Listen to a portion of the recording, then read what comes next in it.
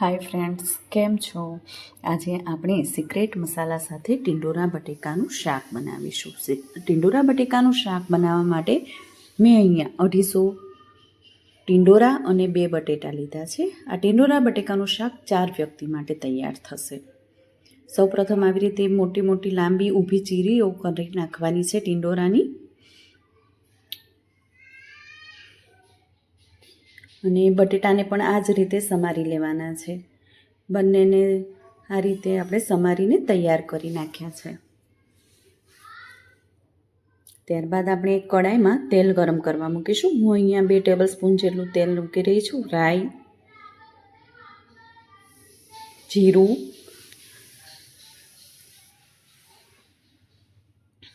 અને ત્યારબાદ કટિંગ કરેલા ટિંડોરા બટેટા આપણે એમાં એડ કરી દેવાના છે.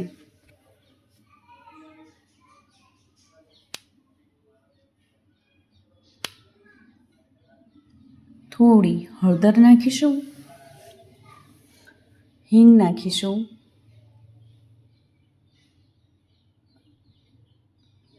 અને ત્યારબાદ આપણે તેને મિક્સ કરી લઈશું.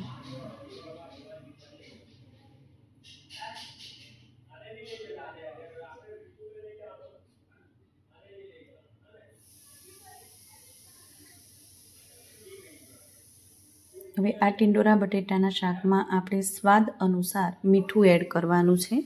તેને સારી રીતે હલાવી લેવાનું છે. ટિંડોરા બટેટા ચીપકે નહીં અને સારી રીતે કૂક થઈ જાય તે માટે એને વચ્ચે વચ્ચે સતત હલાવતા રહેવાનું છે. અને આ રીતે આપણે તેને થોડી વાર માટે ચડવા દેવાના છે. એક ઢાંકણ ઢાંકી તેને થોડી વાર માટે ચડવા દઈશું.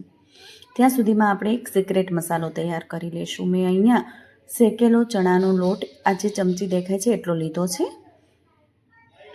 શેકીને જ લેવાનો છે. તમે ચણાના લોટની જગ્યાએ સેવ કે ભાવનગરી ગાંઠિયા આવે છે તે પણ લઈ શકો છો. અહીંયા મેં શેકેલી સીંગ અને શેકેલા તલ ને થોડા અધકચરા ક્રશ કરી લીધા છે તે લીધા છે. ત્યારબાદ આદુ, મરચાં અને લસણની પેસ્ટ લઉં છું.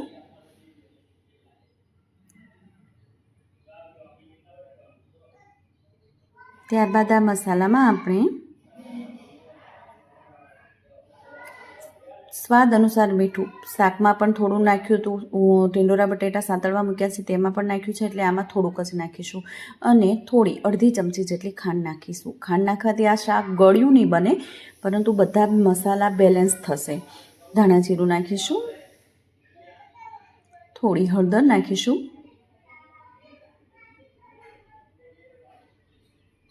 તેને સારી રીતે આપણે મિક્સ કરી દેવાનું છે. હવે જે પ્રમાણે તીખાશ ખાતા હોય એ રીતે આપણે લાલ મરચું નાખવાનું છે. હું અહીંયા 2 ચમચી લાલ મરચું નાખી રહી છું. સારી રીતે મિક્સ કરી દેવાનું છે. અને આપણો સિક્રેટ મસાલો છે એ રેડી છે. હવે એમાં થોડા ધાણા, આ સમયે તમે થોડું લીંબુ પણ નાખી શકો છો, પરંતુ હું લીંબુ નથી નાખી રહી.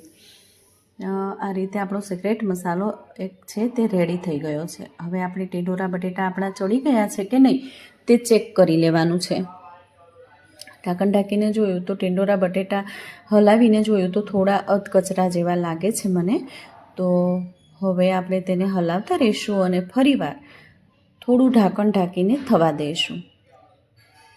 તો ફરી ચેક કરતાં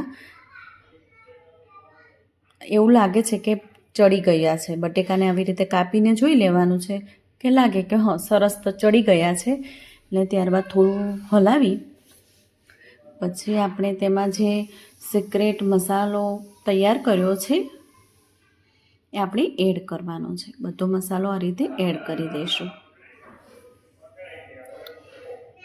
બસ તેને હવે આપણે સારી રીતે મિક્સ કરી દેવાનું છે. સારી રીતે બધો જ મસાલો શાકમાં મિક્સ કરી દેવાનો છે.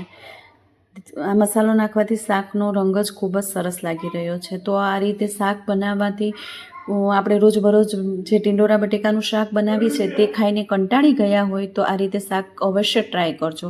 ખૂબ જ સરસ લાગે છે. જ્યારે લગ્ન પ્રસંગમાં બનતું હોય એવું જ આ શાક બને છે.